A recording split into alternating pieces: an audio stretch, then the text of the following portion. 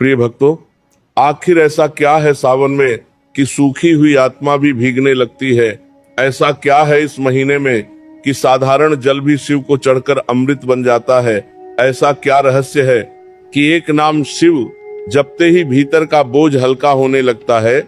और सबसे बड़ा प्रश्न, क्या सावन केवल कैलेंडर का एक महीना है या ये भगवान की ओर से दिया गया एक दिव्य निमंत्रण है, अपने जीवन को बदल देने का अवसर? आज हम इसी सबसे बड़े रहस्य का पर्दा उठाएंगे और जब यह रहस्य आपके हृदय में उतर जाएगा तब आप समझ जाएंगे कि सावन सिर्फ वर्षा का मौसम नहीं, यह आत्मा के जागरण का पर्व है। यह मनुष्य के भीतर सोए हुए शिव तत्व को जगाने का समय है। सावन का नाम लेते ही सबसे पहले जो भाव जागता है वह है हरियाली, वर्षा, ठंडी हवाएं, मंदिरों की घंटियां, हर हर महादेव की गूंज, कांवड़ियों की भक्ति, शिवलिंग पर गिरती जलधारा और भक्त के हृदय से बहती श्रद्धा की अविरल नदी। लेकिन इन सब के पीछे एक गहरा आध्यात्मिक संकेत छिपा है।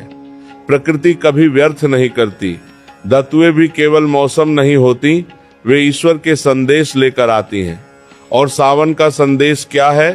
सावन कहता है, जैसे धरती सूखने के बाद वर्षा से तृप्त होती है, वैसे ही मनुष्य का सूखा हुआ हृदय भी भक्ति की वर्षा से हरा भरा हो सकता है। जैसे बादल तपती धरती को शीतलता देते हैं, वैसे ही शिव की कृपा जीवन की जलती हुई पीड़ा को शांत कर सकती है। सावन का सबसे बड़ा रहस्य यह है कि ये महीना हमें बाहर की पूजा से भीतर की यात्रा तक ले जाने के लिए आया है। बहुत लोग समझते हैं कि सावन का अर्थ है सोमवार का व्रत, जलाभिषेक, बेलपत्र अर्पण, रुद्राभिषेक, मंदिर जाना। ये सब सत्य है, ये सब आवश्यक भी है, परंतु इन सब का लक्ष्य क्या है? यदि जल शिवलिंग पर चढ़ा और भीतर का क्रोध वैसा ही रहा तो पूजा अधूरी है। यदि बेलपत्र अर्पित हुआ और मन के 3 पत्ते काम, क्रोध, लोभ शिव चरणों में समर्पित न हुए तो अर्पण अधूरा है। यदि व्रत रखा पर वाणी पर संयम न रखा तो तप अधूरा है। इसीलिए सावन का रहस्य बाहरी कर्म कांड में नहीं, उस भाव में है जो इन कर्मों के पीछे जागना चाहिए। जब हम शिव की बात करते हैं तो हमें यह स्मरण रखना चाहिए कि शिव केवल एक देवता नहीं, वे एक तत्व हैं। शिव का अर्थ है कल्याण, जो कल्याणकारी है, जो मंगलकारी है, जो विष को भी पीकर जगत को बचाता है, वही शिव है। और सावन हमें ये सिखाता है कि क्या हम अपने जीवन में थोड़ा सात शिवत्व जगा सकते हैं? क्या हम भी कटुता को रोककर मधुरता बांट सकते हैं? क्या हम भी अपमान पीकर संबंध बचा सकते हैं? क्या हम भी अपने परिवार, समाज और संसार के लिए शांत, धैर्यवान और करुणामय बन सकते हैं? यही सावन का पहला रहस्य है। शिव की पूजा का सच्चा अर्थ शिव जैसे बनने की साधना। कथा आती है समुद्र मंथन की। देव और दानव दोनों ने मिलकर मंथन किया। ये कथा केवल पुराण की घटना नहीं, हमारे भीतर की स्थिति का चित्रण है। हमारे भीतर भी देवता है, सद्गुण, सेवा, श्रद्धा, सत्य, और हमारे भीतर दानव भी है, अहंकार, ईर्ष्या, वासना, हिंसा, असत्य। जीवन हर दिन एक समुद्र मंथन है। जब जब ये मंथन होता है, सबसे पहले क्या निकलता है? अमृत नहीं, विष निकलता है। यही जीवन का सत्य है। जब मनुष्य आत्मनिरीक्षण करता है, जब ध्यान में बैठता है, जब सत्य का सामना करता है, तब सबसे पहले उसे अपनी अच्छाई नहीं, अपनी अशुद्धि दिखाई देती है। यही हलाहल है। और तब सब डर जाते हैं, पर वहां शिव प्रकट होते हैं। वे विष को गले में धारण कर लेते हैं। वे उसे बाहर नहीं फैलाते, भीतर हृदय तक भी नहीं उतरने देते। न उगलते हैं न निगलते हैं, कंठ में रोक लेते हैं। इसीलिए वे नीलकंठ कहलाते हैं। सावन का दूसरा महान रहस्य यही है, जीवन में आने वाले विष को कैसे संभालना है। कोई कटु वचन बोल दे, कोई विश्वास तो डर दे, कोई अपमान कर दे, कोई अपना ही पराया बन जाए, ये सब जीवन का विष है। अब मनुष्य के सामने 2 मार्ग होते हैं, या तो वह उस विष को उगल दे, क्रोध, प्रतिशोध, बदला, कटुता बनकर, या फिर उसे निगल जाए और भीतर ही भीतर जलता रहे, टूटता रहे, बीमार पे डटा रहे। पर शिव तीसरा मार्ग सिखाते हैं, विष को जागरूकता के कंठ में रोक लो, उसका प्रतिक्रिया रूप में विस्फोट मत बनाओ और उसे भीतर जाकर आत्मा को भी मत जलाने दो। धैर्य, विवेक, मौन, प्रार्थना, ये नीलकंठ बनने की साधनाएं हैं। यही सावन का साधक समझ ले तो उसका जीवन बदल सकता है। सावन में शिवलिंग पर जल क्यों चढ़ाया जाता है? यह केवल परंपरा नहीं, यह एक जीवित प्रतीक है। शिवलिंग शून्य और पूर्ण का मिलन है, निराकार और साकार का संकेत है। उस पर निरंतर जलधारा बहती है। जल क्या है? जल शांति है, निर्मलता है, जीवन है, प्रवाह है। जल हमें सिखाता है कि जहां रुकावट है वहां सडन है, जहां प्रवाह है वहां पवित्रता है। जब हम शिवलिंग पर जल चढ़ाते हैं तो हमें भीतर पूछना चाहिए, क्या मेरा मन भी जल जैसा निर्मल है? क्या मेरी वाणी में शीतलता है? क्या मेरे विचार बहते हैं या अड़ जाते हैं? क्या मैं परिस्थिति के अनुसार विनम्र बन पाता हूँ, जैसे जल पात्र के अनुसार आकार ले लेता है? सावन कहता है, यदि तुम जल चढ़ा रहे हो तो जल जैसे भी बनो। जल ऊपर से नीचे की ओर बहता है। जल विनम्र है, वह ऊंचाई का अहंकार नहीं करता। इसलिए सावन का तीसरा रहस्य है विनम्रता। जो जितना बड़ा होता है वह उतना झुकता है। बादल भी तभी बरसते हैं जब वे झुकते हैं। वृक्ष भी फल लगने पर झुक जाता है। संत भी ज्ञान बढ़ने पर नम्र हो जाता है, और जो नहीं झुकता वह टूटता है। इसीलिए शिव को जल चढ़ाना ये घोषणा है कि प्रभु, मेरे भीतर का अहंकार गलाइए, मुझे विनम्र बनाइए, मुझे बहने दीजिए, रुकने मत दीजिए। बेलपत्र की महिमा बहुत कही गई है। लोग 3 पत्तियों वाले बेलपत्र को अत्यंत श्रद्धा से शिव को अर्पित करते हैं, पर इसके भीतर भी गहन संकेत है। ये 3 पत्तियां कई अर्थ देती हैं। सत्व, रज, तम, ब्रह्मा, विष्णु, महेश, ईडा, पिंगला, सुषुम्ना, भूत, वर्तमान, भविष्य। पर एक साधक के लिए इसका सरल अर्थ यह भी है, मन, वचन और कर्म। जब तक मन कुछ और सोचता है, वचन कुछ और बोलता है और कर्म कुछ और करते हैं, तब तक जीवन बिखरा रहता है। शिव को बेलपत्र अर्पित करना मानो यह प्रार्थना है, हे महादेव, मेरा मन शुद्ध हो, मेरी वाणी सत्य हो, मेरे कर्म पवित्र हो। यही समर्पण है। और एक और अर्थ, काम, क्रोध, लोभ, इन तीनों को भी शिव चरणों में रख दो, क्योंकि जब तक ये 3 जलते रहेंगे, भीतर सावन कैसे उतरेगा? सावन का सोमवार विशेष क्यों माना गया? सोमवार, सोम का दिन। सोम का संबंध चंद्रमा से है। शिव शशिधर है, चंद्र को मस्तक पर धारण करते हैं। चंद्रमा मन का प्रतीक है। मन घटता बढ़ता रहता है। जैसे चंद्रमा की कलाएं, कभी प्रसन्न, कभी उदास, कभी स्थिर, कभी चंचल। शिव मन को मस्तक पर धारण करते हैं। इसका अर्थ है, जिसने मन पर अधिकार पा लिया वही शिव के निकट पहुंचा। सावन का सोमवार हमें मन की साधना सिखाता है। व्रत केवल पेट का नहीं होता, व्रत मन का भी होता है। कम बोलना भी व्रत है, बुरा न सोचना भी व्रत है, शिकायत न करना भी व्रत है, किसी को क्षमा कर देना भी व्रत है, अपने विकारों पर निगरानी रखना भी व्रत है। जो केवल भोजन छोड़ता है उसने व्रत का एक अंश पकड़ा, जो बुराई छोड़ता है उसने व्रत का सार पकड़ा। अब एक और गहरा रहस्य समझिए। सावन बरसता क्यों है? क्योंकि बादल समुद्र से जल लेकर फिर धरती को लौटाते हैं। यह देने और लौटाने का चक्र है। प्रकृति संग्रह नहीं करती, प्रवाह करती है। मनुष्य दुखी इसलिए है क्योंकि वह रोकता बहुत है। धन रोकता है, प्रेम रोकता है, क्षमा रोकता है, आंसू रोकता है, सत्य रोकता है, कृतज्ञता रोकता है। जो रुक गया वह भारी हो गया, जो बहा वह हल्का हो गया। सावन का चौथा रहस्य है प्रवाह। अपनी करुणा बहने दो, अपने घर में प्रेम बहने दो, अपने शब्दों में शीतलता बहने दो, अपनी कमाई का कुछ अंश दान बनकर बहने दो, अपनी प्रतिभा सेवा बनकर बहने दो। जो अपने भीतर के मेघ को बरसने देता है वही सच में सावन को जीता है। कांवड़ यात्रा को भी केवल बाहरी यात्रा समझ लेना अधूरा दृष्टिकोण है। भक्त दूर दूर से गंगा जल लाते हैं, नंगे पांव चलते हैं, नियम रखते हैं, बोल बम के जय घोष करते हैं और फिर वो जल शिव पर चढ़ाते हैं। ये दृश्य भक्ति की ऊंचाई दिखाता है, पर इसका आंतरिक संकेत क्या है? गंगा ज्ञान और पवित्रता की धारा है। कांवड़ हमारे शरीर और जीवन की संरचना है। दोनों ओर संतुलन, बीच में साधक यात्रा जीवन है। रास्ते की कठिनाई तप है, नंगे पांव चलना समर्पण है, और जल चढ़ाना अंत में अपने संचित पुण्य, परिश्रम और प्रेम को शिव को समर्पित करना है। अर्थात साधना की हर यात्रा अंततः अहंकार छोड़ देने पर ही पूर्ण होती है। कई लोग पूछते हैं, क्या भगवान को सचमुच जल, दूध, बेलपत्र की आवश्यकता है? उत्तर है, भगवान को नहीं, भक्त को आवश्यकता है। भगवान पूर्ण है, उन्हें हम क्या देंगे? पर भक्त के भीतर प्रेम को अभिव्यक्ति चाहिए। बच्चा माँ को एक टेढ़ी मेढ़ी रेखा बनाकर दे दे तो माँ उसे चित्र नहीं, प्रेम समझती है। उसी तरह शिव अर्पण की वस्तु नहीं, अर्पण का भाव देखते हैं। पर साथ ही ये विवेक भी आवश्यक है कि पूजा केवल प्रदर्शन न बने।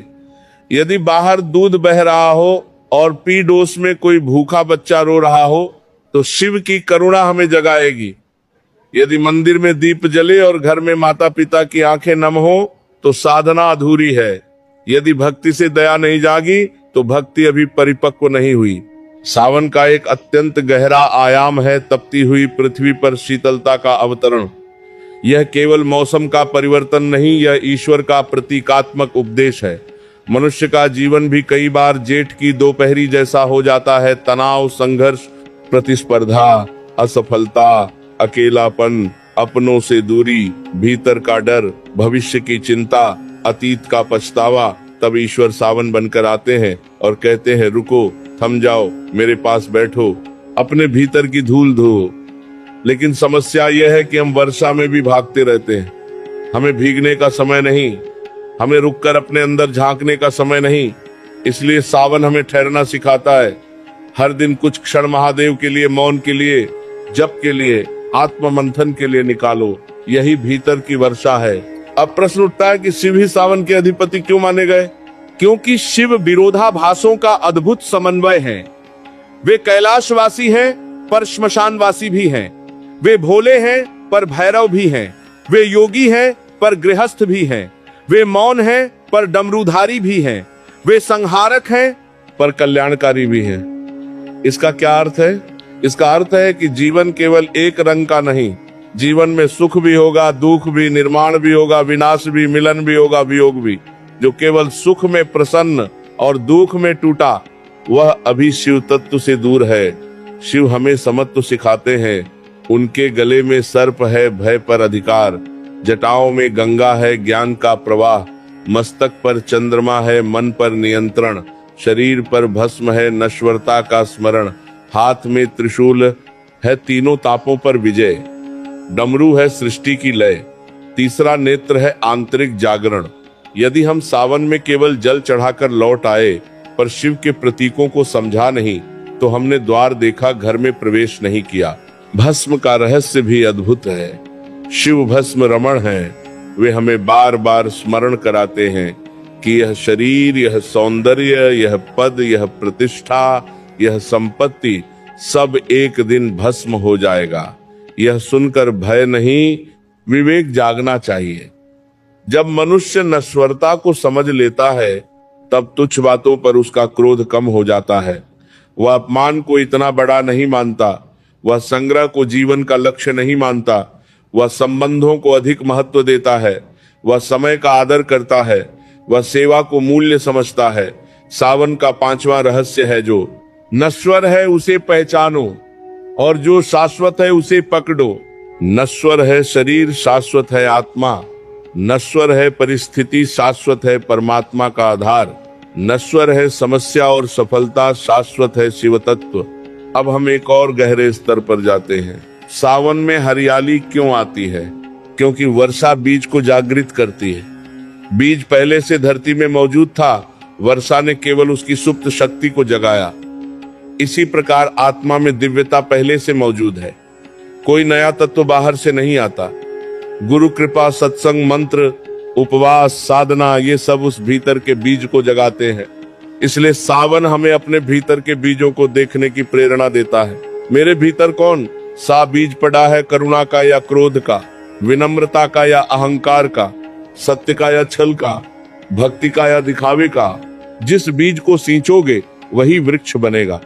यदि मनुष्य प्रतिदिन शिकायत, तुलना, निंदा, ईर्ष्या में जीता है तो उसके भीतर का जंगल कांटों से भर जाएगा। यदि वह जप, दया, कृतज्ञता, सत्य और सेवा में जीता है तो वहां हरियाली आएगी। यही सावन की भाषा है।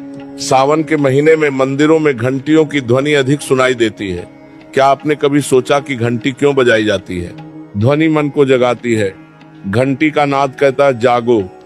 जिस तरह अलार्म सोए हुए शरीर को जगाता है, उसी तरह मंदिर की घंटी सोए हुए चित्त को जगाती है। हम जीवन में चलते तो हैं, पर जागते कम हैं।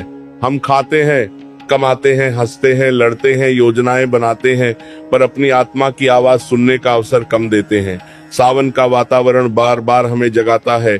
बादलों की गड़गड़ाहट, वर्षा की टपटप, मंदिर का नाद, मंत्रों की गूंज, ये सब प्रकृति और अध्यात्म का संयुक्त आह्वान है कि अब भी समय है, लौट आओ। रुद्राभिषेक की महिमा भी इसी संदर्भ में समझनी चाहिए। रुद्र का अर्थ केवल क्रोधी देव नहीं, रुद्र वह शक्ति है जो अज्ञान, पाप, भय, जड़ता, अन्याय, रोग, दोष इन सबको कंपा दे। जब हम रुद्र के मंत्रों से अभिषेक करते हैं तो वह जल केवल पत्थर पर नहीं गिरता, वह हमारी जमी हुई चेतना पर गिरता है।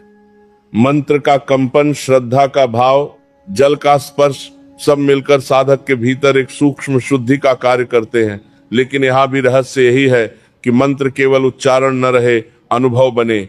यदि जप हो और मन बाजार में घूमता रहे तो फल सीमित होगा। यदि कम जप हो पर पूरा मन उपस्थित हो तो परिणाम गहरा होगा। सावन का संबंध प्रेम से भी है। बहुत लोग इसे केवल भक्ति का महीना मानते हैं, पर यह प्रेम का भी महीना है। और यहाँ प्रेम का अर्थ केवल सांसारिक संबंध नहीं, वरन आत्मा का परमात्मा से मिलन है। वर्षा में धरती आकाश से मिलती प्रतीत होती है।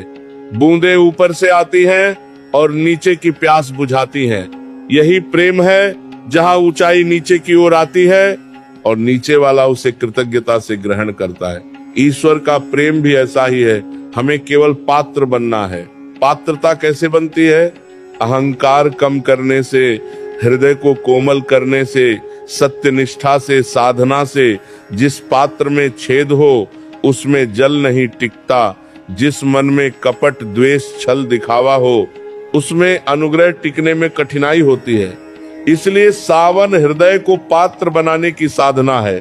भाइयों और बहनों, ध्यान दीजिए, शिव सबसे सहज देवता क्यों कहलाते हैं?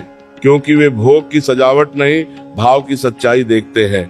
वे राजमहलों में सीमित नहीं, वन में भी हैं।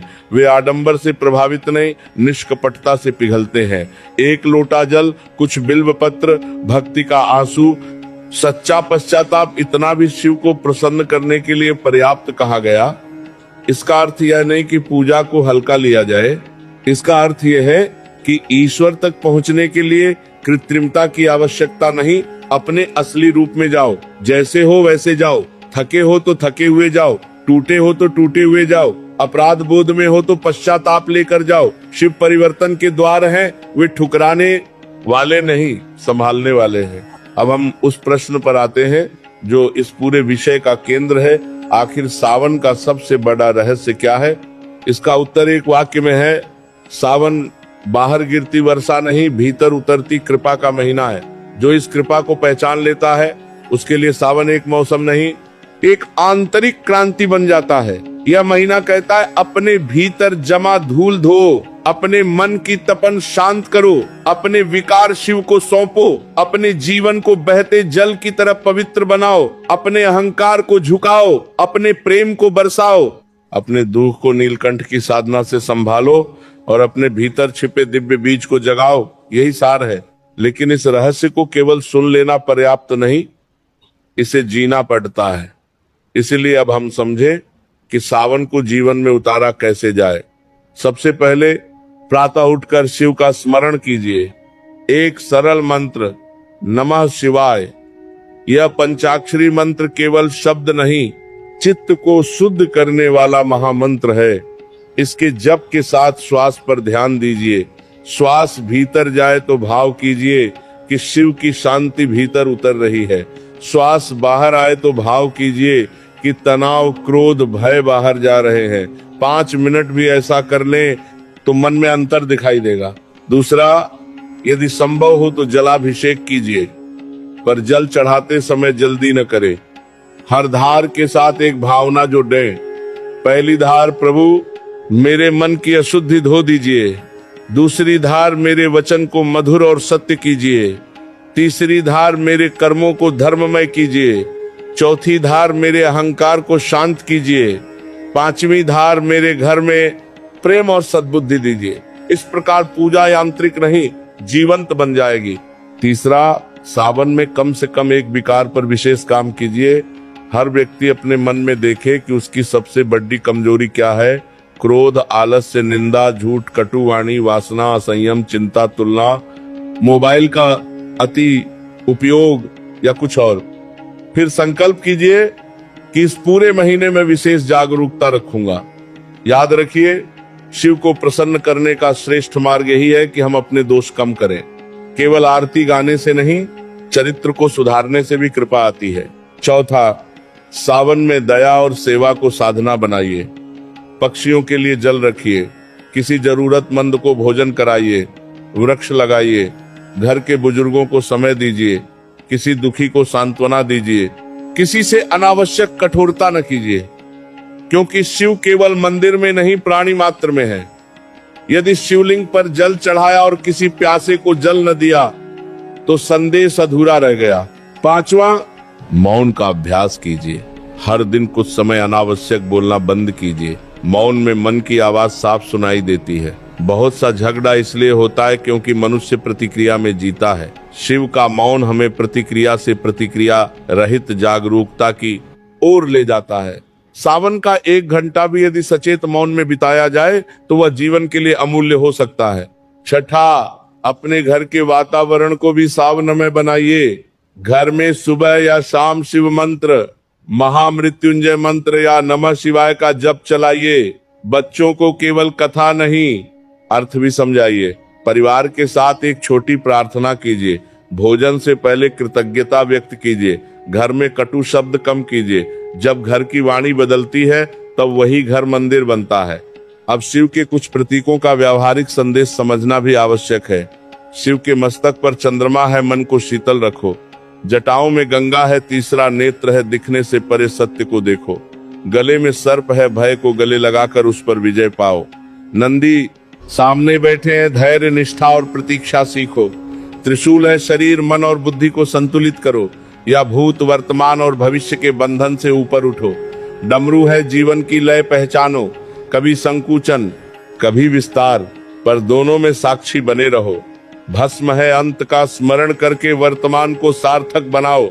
यदि साधक इन प्रतीकों को समझ ले तो उसे आधा शास्त्र समझ में आ जाता है।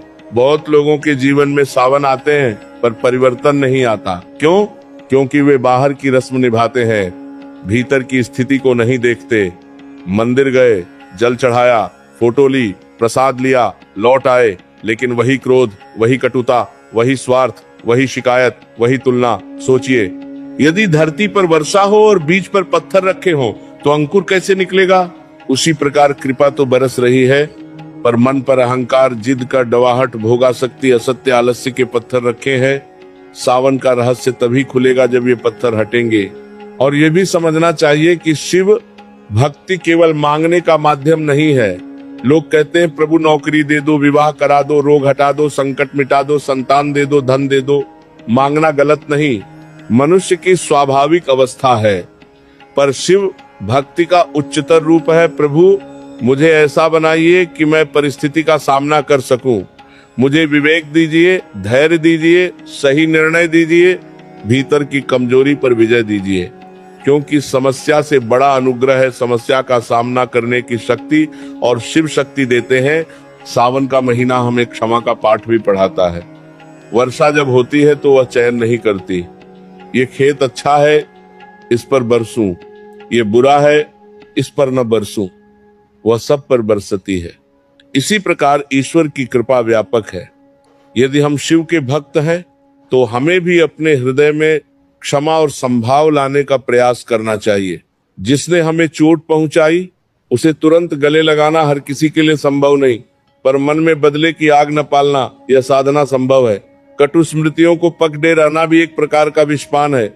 नीलकंठ का मार्ग अपनाइए, जहर को जगजाहिर प्रतिक्रिया मत बनाइए, भीतर स्थायी जलन भी मत बनाइए, उसे शिव को सौंप दीजिए। सावन का एक रहस्य यह भी है कि यह हमें प्रकृति से फिर जो डटा है, आधुनिक जीवन में मनुष्य कंक्रीट, स्क्रीन और शोर के बीच इतना घिर गया है कि वह बादल को देखकर भी भीतर नहीं भीगता, वृक्षों को देखकर भी विनम्रता नहीं सीखता, नदी को देखकर भी प्रवाह नहीं सीखता, पर्वत को देखकर भी स्थिरता नहीं सीखता, जबकि ऋषियों ने प्रकृति को ही गुरु माना। शिव स्वयं प्रकृति के निकट है, उनका निवास हिमालय है, गंगा उनके सिर पर है, नाग उनके गले में है, बैल उनका वाहन है, चंद्रमा उनका आभूषण है। अर्थात शिव हमें याद दिलाते हैं कि मनुष्य प्रकृति से अलग नहीं, उसका अंग है। इसीलिए सावन में पर्यावरण की रक्षा, वृक्षारोपण, जल का सम्मान, जीवों के प्रति करुणा, ये सब भी शिव सेवा ही है। अब जरा अपने निजी जीवन की ओर देखिए। क्या आपके घर में संबंध सूख गए हैं? क्या बातचीत कम हो गई है? क्या प्रेम की जगह तर्क और अहंकार ने ले ली है? क्या एक ही छत के नीचे रहते हुए भी दिलों में दूरी है? यदि हाँ, तो सावन को अपने घर बुलाइए, पहल कीजिए, किसी से प्रेम से बात कीजिए, किसी पुराने विवाद को खत्म कीजिए, माँ बाप के चरण छूकर आशीर्वाद लीजिए, पति पत्नी एक दूसरे से कठोरता कम करें, भाई बहन पुराने मनमुटाव मिटाएं, बच्चे माता पिता के प्रति कृतज्ञ हों। क्योंकि जहाँ संबंधों में शीतलता आती है, वहीं शिव का वास बढ़ता है। मंदिर में जल चढ़ाना आसान है, संबंधों में शीतलता बनाए रखना कठिन है, और कठिन साधना ही अधिक फलदायी होती है।